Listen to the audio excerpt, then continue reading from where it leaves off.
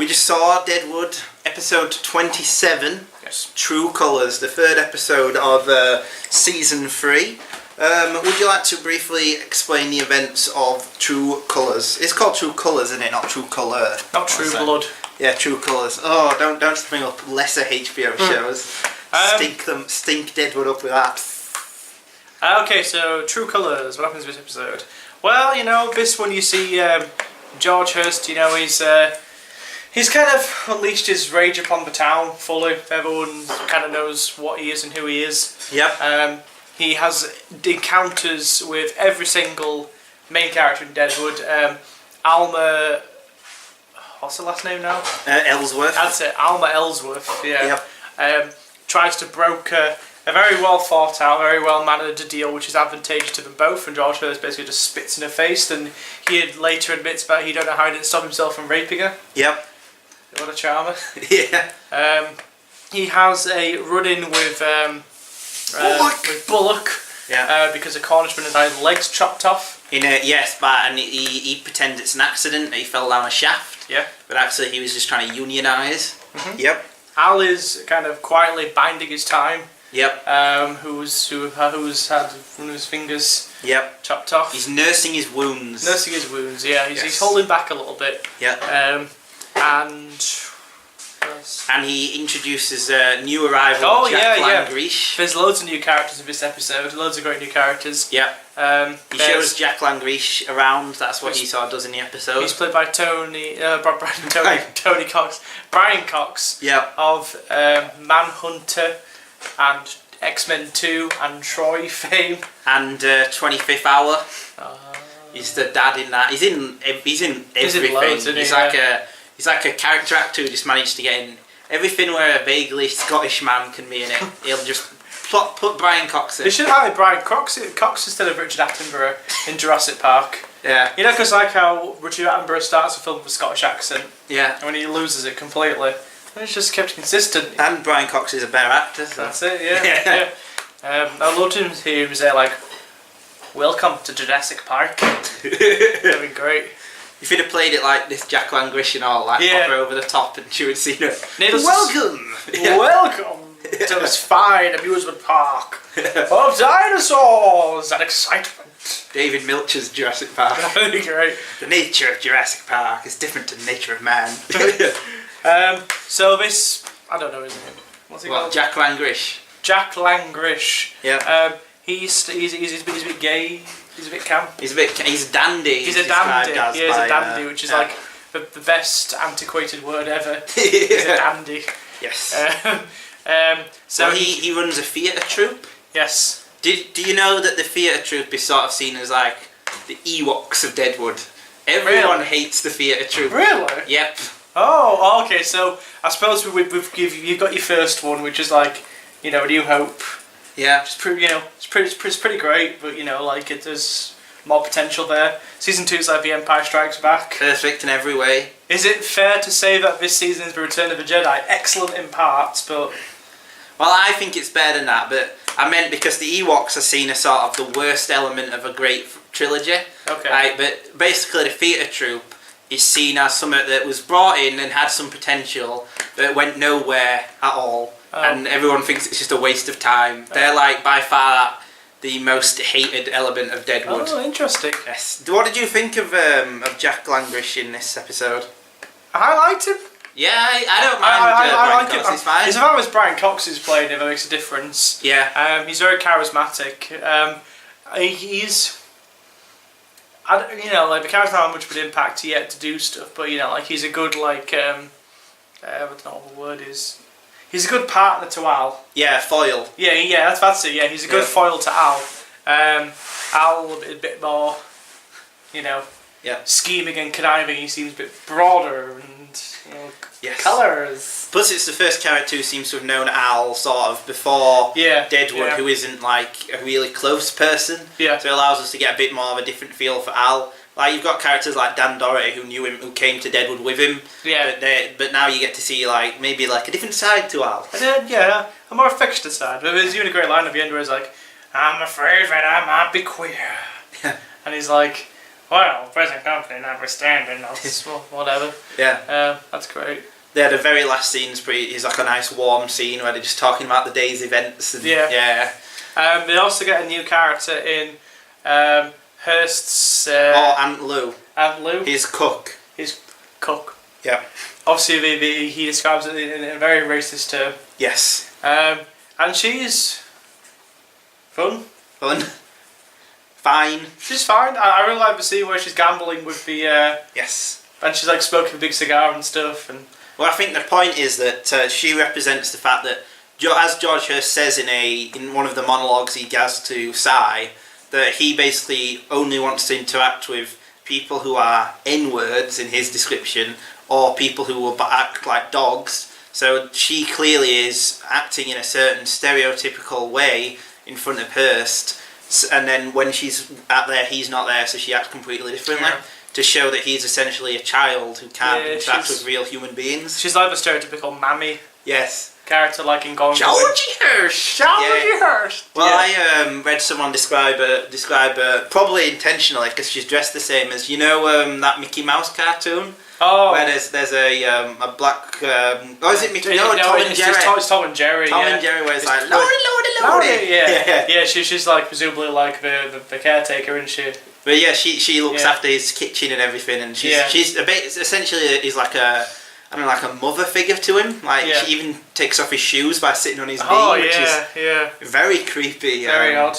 Yes. There's a really great weird scene between Merrick and the gay telegraph guy. He's got a girl, he says. He's not gay. Oh yeah. Oh yeah. That's what we said. That's what we said about Bullock as well. Yeah. He'll be. I can't even fit that into a pun. What? He's been blasted off all the girls. Don't go there. Yeah, but there's a really great scene in there, which is it's really weird. Yeah. They talk like in high pitched voices and like low pitched voices, and yeah, it just came out of nowhere. It's really weird. It's really fun, but it was really weird. Yes. There was a great scene between Alma and Hurst. That's great. The one where he says, "Do you want me to become a gay pawn?" Yeah. Yeah. I also really enjoy the scenes where Cy is agreeing to work for Hurst as well. Yes. He's like, "By the good Lord." Yeah, he's still using the cover of his Bible. And Hurst calls me and says like, "Yeah, you can do everything else apart from touch that book." Yeah. I was like, "Oh, but I'm saved." Yes. So I enjoyed all those scenes. Yeah. And not a lot of Bullock action. No, he got a few scenes where he confronts Hurst, who reveals why he did the picture in the last episode. Oh yeah. Which was to get Al to shoot the people, so that he now can say like, well, if you're going to arrest me, you have to arrest Al as well. Yeah, because Bullock tries to call him out on his crime, and he's like, yeah. No, excuse me. You ain't got no evidence. I've got loads of evidence. Yeah. And Bullock's like, oh shit. Yes. There's a really funny line from everyone's favourite Charlie Utter. Yeah. Well, like it's a suitably awkward dinner at the Bullock household. He's like, "Oh, here's potatoes, Sherry, smooth. I do like me some smooth potatoes." Yeah. Just Charlie to break the awkward silence when talking about potatoes. Yes. I also really liked all the marital tension between Mr. and Mrs. Ellsworth. Yes. That was great. That was really good. Yeah. Weirdest thing about this episode. Yeah. She's gone through an abortion and she seems okay. Well, it's been 10 days. She's gone through an abortion and she seems okay after 10 days. Yes. I don't know. It is a bit rushed. I mean, like... because, it'd be easy to write it off as being like, back in the day kind of thing, but this was like a, abortion, it wasn't really like a... I still imagine it was traumatic. Yeah. Right? But she just gets up and carries on like it never happened. Yeah. It's really weird. It is really weird. I thought that what they were going for when I watched it was that they were trying to go for the fact that she's trying to devote herself to the mining claim. Yeah. That's why she's so with her. She's like, I'll take 51%, and then trying to bury herself in work and stuff to try and move forward. But it is weird they don't at least mention it or something. It would have been okay if she would have committed herself to working, and maybe she got there was a scene where she got really frustrated. Yeah. And like, you know, like her emotions were really mixed and stuff, you know, because she'd just gone through an abortion, but she was trying to keep her mind in clay. Just like a scene. Yeah. Where she was like just losing it, getting frustrated. You know, she didn't have to cry or anything, but you could infer that, you know, yes, something was wrong. Yeah. And you could infer, well, it's because of her abortion. But again, I think you meant to put down all her weird business choices down to the fact that she's gone through. Yep. I don't know. Which took me as a little bit weird. It was especially weird. if it's a show that takes a lot of time with stuff. Yes. It was a little bit weird. Yeah. Because of that, I'm not going to give it a full 10. No. I'm going to give this with a 9. I think it's a 9. It's a very weird episode. Yeah. It essentially acts within the season as a second pilot for the season, like a second premiere, because it's 10 days later. The first 2 episodes are sort of like preludes to everything. They're getting the themes in and the characters, and it's closing off storylines from season 2. Yeah. Yeah. So that closed off everything. This is sort of like, this is almost like launching off again. It introduces like, the theatre troupe and the Aunt Lou, and the fact that, like, you know, this is like the Hearst thing business now. Yeah. One of the rare ones that didn't really have a B plot. It had that's true. Yeah. Al walking around with Jack, but other than that, that was really it, and a bit of business with Bullock. Yeah. But it was pretty much all just Alma and Alma trying to get Hearst to agree to this deal, and he didn't. Yeah. No Jane was surprising. Yeah. Yeah. You had one appearance from Jodie Stubbs. It was who just told him to go away. Yeah. Yeah, really weird episode because it didn't get you into everyone, but it's got quite a lot of people in through this new sort of like the new people who come. Yeah. It's really good. I was just getting a sort of, they might have been going for sort of semi-feminist thing. Oh, because the idea was that I got that Ellsworth, and I think this also acts as sort of a parallel to season 1. Where Al is trying to get the gold claim off Alma. He basically underestimates her, thinking that she's a woman. Yeah. So he'll be able to easily just get her off, and then it's too long and he can't do it anymore. Yeah. But with Hearst, because he is essentially a child who just wants whatever he wants, who just gets whatever he wants, he's not going in for any of that, and he's just trying to steamroll it and get whatever he wants, and he doesn't underestimate anyone, and that's almost like he's more vicious than Al in a way. So, and also, I think that the scene where they have the interaction is shot in a similar way to her and her father's conversation in season 1. Yeah. Like, one of the camera shots is exactly the same, where he pulls the table across and he's stood up like that, is the same as where he's looking at them in. You know how it's all shot in the mirror? Yeah. Yeah. But yeah, I think it has problems because it's trying to get everything reacquainted and stuff, so it doesn't pay as much attention as it could to other things. Yeah. And it's just a bit of a lightweight episode, really. We got a bit more like on Hearst, but that was really it. That was it, yeah. Yes, but still a very, very solid episode. That was a great episode, yeah. Still great, yeah. Yeah, everything was still really great. A lot of great, everything, again, just perfect sort of direction and acting and the writing, a lot of great quotable lines. Yeah. Everything was solid, but yeah, solid 9 out of 10. Anything else you want to say about True Colors? The doc is sick. The doc is very sick. Yeah. I don't know how it's going to go. Somebody's going to end up being really sick. Yes. And coughing phlegm up over Trixie. Yes. Like, damn it. Yeah.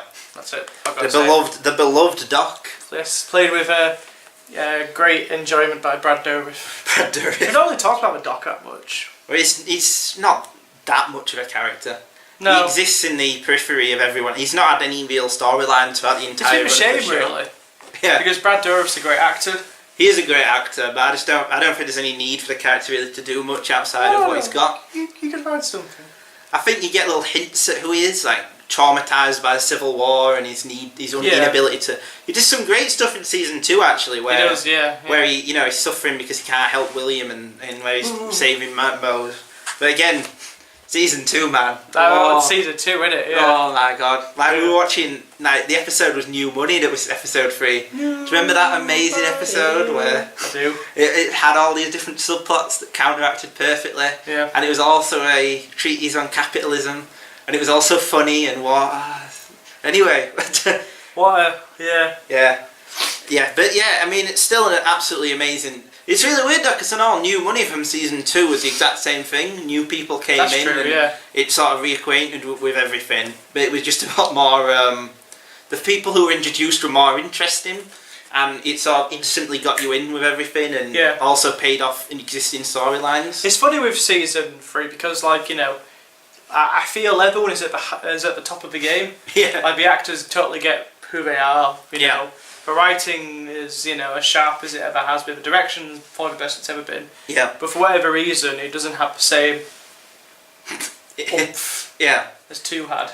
Yeah. Are you already feeling that it's sort of a bit of a step down, even 3 episodes in? I'm willing to give it a benefit of the doubt. Yeah. Because, you know, we are only 3 episodes in. Yeah. But it does feel like a minor step down. Only minor. Yeah, it's still great. It's still great. Yeah. It's not as... Yeah. Yeah. Yeah. It's interesting watching this in comparison to...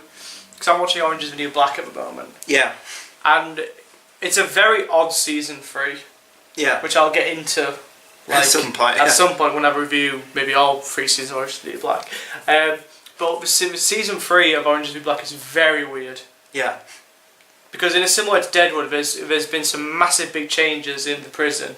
And it's introducing all these new characters who are all, you know, played by great actors, and the scripts, you know, they characterise them really well. But there's not a lot of oomph, is what I call it. I don't know, maybe it's a season 3. Well, I was going to say what I did love about this episode actually was the way that by having that plot where Al takes him around the camp, just how much everything has grown. Oh, I really like the scene where it's like, and this is new, this. And, you know, like, he's showing everybody, like, all into the house. Oh, this is owned by Bullocks, and this is owned by... I don't really know who this is owned by. Yeah. And then this James fellow turns around and he asks, there's this big open field, like, you know, mud and all that kind of stuff. He's like, oh, who does this belong to? And I was like, well, everyone. Yeah. Well, there's about just Deadwood in a nutshell. Yeah.